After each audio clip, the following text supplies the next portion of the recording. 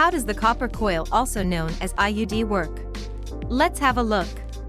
It's hormone-free. It prevents pregnancy by releasing copper ions, which immobilizes the sperm. Depending on the type, it can stay in place for 5 up to 10 years, but can be removed anytime. So, how to use it? The small, T-shaped device is placed by a trained doctor. The doctor loads the copper coil into an applicator and gently inserts it into your womb. Talk to your doctor to discuss pros, cons, and potential side effects of this prescription drug.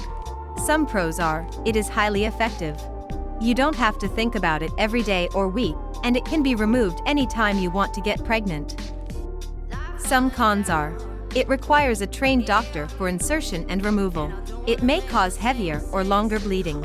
It doesn't protect you against sexually transmitted infections like HIV/AIDS.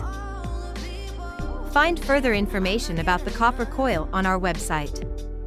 And take our Which Contraception is Right for Me quiz to find the method that suits you best.